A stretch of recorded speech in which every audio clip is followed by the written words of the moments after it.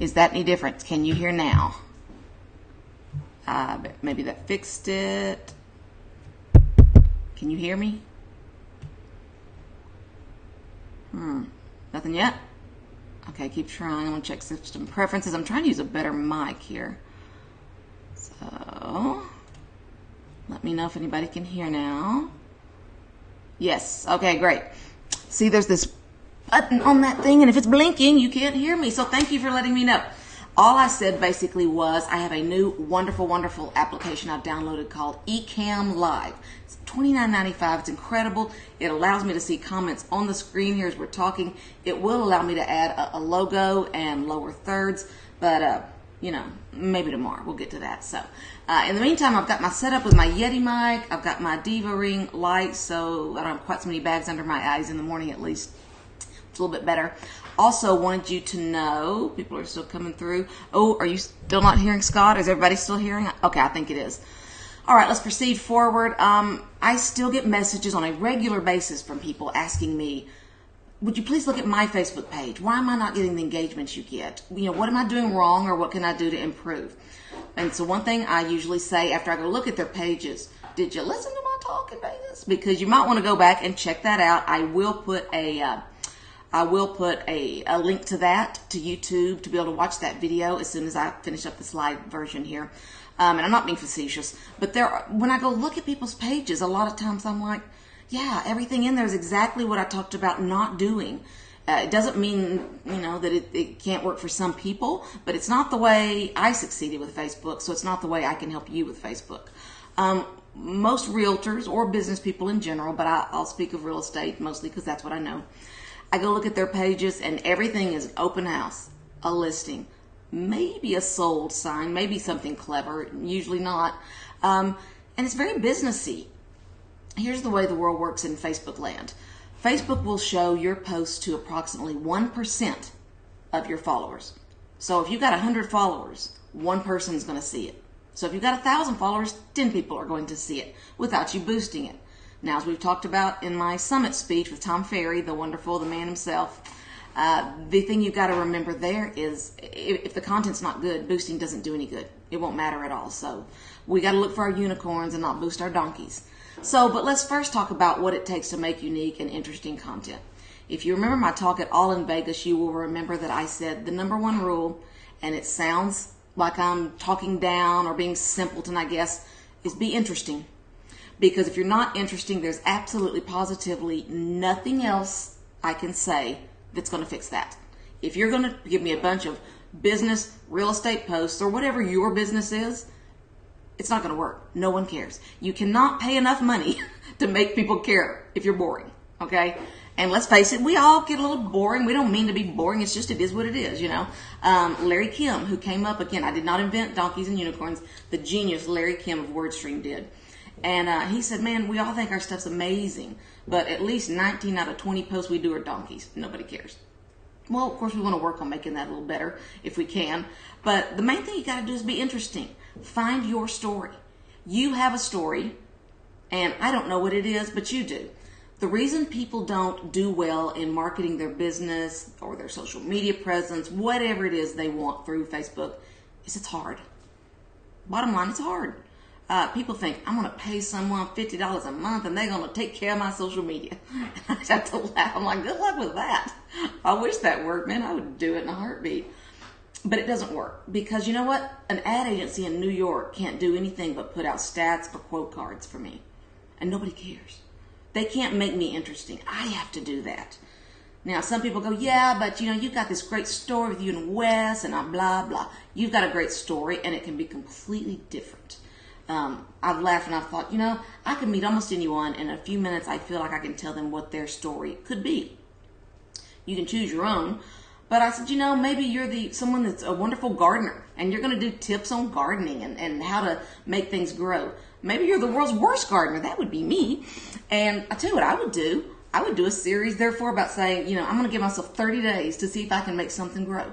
And I would attempt it and we would follow along daily and we'd go look and see probably my sad little seedlings dying and starving and dying of thirst. Or a cook. You could be a great cook that gave away one family recipe a week or even a day for a month. How great would that be? Be interesting. Be the world's worst cook and say, I want to try by the end of 30 days to be able to at least make a spaghetti meal. Something very basic. Ask people to suggest recipes. No fool, nobody could mess up, foolproof, I guess that's what we'd call them, recipes. I'm making this up as I go here. Literally, this is how simple this is once you start thinking fun and interesting and not quote cards and stats and open house blocks. That's not what anybody cares about. So how easy would that be? Say, everybody, I can't cook. Who can give me their one recipe that even I can't mess up? And I'm going to try it live on the air. We're going to see, and I'll show you the results. See if I can do it. That would be a fun thing, right? Okay, so number one is be interesting. And I know that that's a challenge. It's a challenge for more than one reason. We don't always see ourselves as interesting, right? We think, oh, everyone else is great. I love this that Tom Ferry always says. He says, people say, I don't want to do video. I don't like the way I look on video. We all feel like that. I'll stop and put on lipstick before I go on here. We all feel this way. But I love what Tom says. He goes, we've seen you in real life. This is the way you look, okay? So get over it. This is you.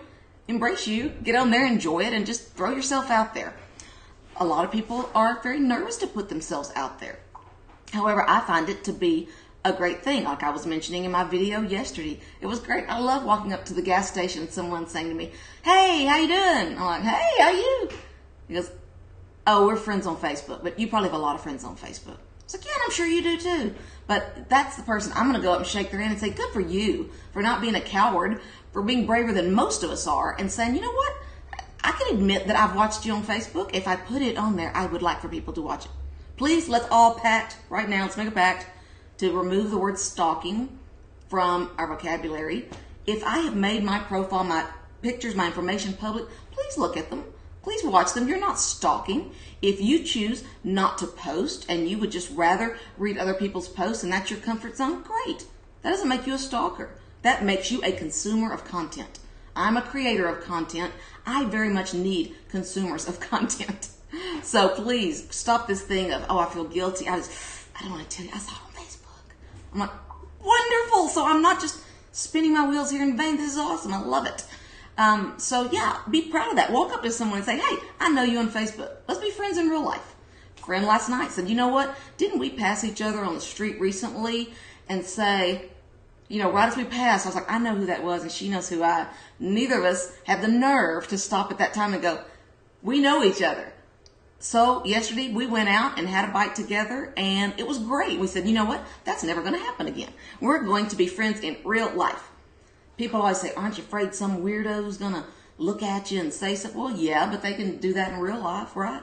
We had stalkers back before there were stalkers, didn't we? We had real life people who could do strange things to you, right? Oh, Laura, thank you so much. I appreciate you, dear. But seriously, just take a chance. Put yourself out there. Don't be stupid. If you see someone that's saying something inappropriate, block them immediately. Be done with them. Move on. But let's believe that 90% of humanity is good. I am super Pollyanna. I always believe the best in people. And I said, you know what? Yeah, I'm going to get stung occasionally, but I would rather be stung occasionally and surprised than live my entire life afraid of being stung. That's the way I feel so many people live. It's constantly, what's going to happen? Something bad's fixing to happen. Maybe it does, maybe it doesn't. But when something bad happens to me, it's like, bam, wait, whoa, what was that? Which is worse, getting a shot or dreading getting a shot all day? My mom used to always tell me, I loved it, she would, I had to get so many shots when I was little. I was very sickly for a while there. And she would always tell me when I'd get a shot, she'd say, hey, it's all over with but the shouting. And she would teach me that the dread of the shot was the problem. So don't live your life in fear, worrying about every little thing, right? I'm going to do a quick, because this is what this really cool app will do. Let me give you a little, I like to give you a little inspiration and a little specifics. Is that good for everybody? I always want you to leave. I feel like you got to do two things in any good talk, be it live or be it on Facebook. You got to be entertaining because we're all easily bored. I sure am. And number two, I want to give you something concrete you can use. So this is our B&B reservation website. Okay. And I'm pulling this up here. Let me scoot my picture down a little bit, guys. There you go. Okay. On here, so I want you to see, this is amazing. Over 28,000 followers. much of which, look, 28,294. That's just, all of this is just crazy. Much of which I attribute to our wonderful marketing director, Shaylee, who helps me so much. Look at this. We are closing in on 29,000 followers. But here's what's great. So, okay, you're like, well, this is in the B&B space. It's easier. I'm not in that space. Well, okay. So I start going, okay. So I'm going to go look at the reservation services that are my industry. Look at the ones that are bigger than me. So I go look at Vacasa. I go look at, there's some kind of Westin or Starwood that calls themselves vacation rentals. I don't know how on earth, they're considered a VRBO. But nonetheless, I go look at the people in my space, way bigger. We represent 200 rooms. These guys, some of them have 4,000 rooms to 200,000 rooms on the big scale. So I go look at their pages. The biggest one out there had 200,000. Most of them didn't have very many at all. But the biggest one had 200,000 followers. Like, whoa, that's impressive. They're huge. It should be that way, right? So I go look, but guess what I found out? Their posts have 20 likes, 10 likes. No one cares. They're putting out boring business garbage that nobody's looking at. It's unbelievable. So I'm excited if you have a lot of followers. I'm way more excited when I go look at your posts and see that they care about what you're posting. So let's just take a look at, I'm not picking and choosing. On our page, it's the way it pulls up when I look at it. It pulls up our videos, photos in general. Then it goes to our most recent post. Here's one on Gypsy's Cottage. Cute little thing here. So let's just look. I'm just putting it out there. It might be good, might be bad. It won't be bad. It's always good. But let's look. Okay. So we did this post on a cute B&B cottage yesterday at 3:30. So, day before? Today's the 2nd. So day before, day and a half. Okay. We got some pictures of a cute B&B. You can click on it. You can see more information. On this post, we have had almost 11,000 people reached. And we know that what that means, right? Reached means it showed up in their newsfeed. They got to see it. It popped up. 11 people have shared this. That's pretty crazy right there. 157 likes or loves. And then my favorite is the comments, guys. Comments is where, look at this. This is where it's at. Okay. And then we got that. And we have chosen top comments. Let's do most recent comments and switch it around. Look at that. 32 comments already, I think is what I'm counting off the top of my head. This is fabulous. Here's what people do. Here's how they comment. And they can do this in real estate or a lot of other industries. They will tag someone in it, usually a husband or wife, and say, this is the one we need to rent. Love this place. This is the place I was telling you about. Take me. Get out the calendar. My husband and I are needing to get away. I think we have found our escape. Can we all agree this is valuable? These are not bought. These are not, how do you get people liking yours or commenting? Go read them. These are real people that you can go click on at any time and see who they are. This is public. Them saying, I like this. I want to go. I want to go. All these sub-comments are just really incredible. Look at this. You should check out all these cottages for inspiration. This Facebook page has the cutest homes. Can we all agree there's a lot of value in that? What do you think the most valuable thing in my business is? On real estate or B&B side? It's Facebook. The one thing I will not give up is Facebook. It is the core of our business. Now, once I figure out how to leverage the fact that our vacation rental service has so much greater reach on social media than the big boys, watch out. Because we have, as I've told you about in my talk, we have had as many as 3,764 comments on one post. 3764. We're mom and pop here. I got a little Shaylee, I got the people next door, myself, we're all trying to answer. Everybody saying, yes, like, wonderful, this is great. And you're going, Jiminy crickets. We got to answer 3,700 comments. That's crazy. We're getting ready. We talked about our 30 videos in 30 days for November, and we're going to cook Thanksgiving. So if you haven't seen that post, go check it out. It's on my personal page as well as this one. We're going to have some fun cooking as well. So, yeah, it should be amazing. Yeah, that's going to be fun. Okay, so what I'm telling you is this works. It works in any industry. And is it easy to do? Absolutely not. What you have to do is you got to start somewhere. You got to put yourself out there a little bit. If you haven't tried video, try video. If you haven't tried showing something personal, your family, your pet, something. And Coco's not here where she normally would be because after her surgery, she wasn't in the mood to come to work this morning. She felt great. She's playing with toys. She's in great shape. But yeah, she'll be back in the morning. How about that? We'll talk then. So I don't want to take up too much of your time today or give away too many tips in one day. I am always happy to answer questions. So once I post this one on my page, feel free to post a question I'd love to touch on tomorrow. I will post a link to my speech and my YouTube page that's going to be specifically for this series. If there are certain things you guys want to know, no holds barred, put it out there and we'll talk about it. Until then, I'll see y'all tomorrow. Have a marvelous, wonderful, amazing, blessed day. Bye, y'all.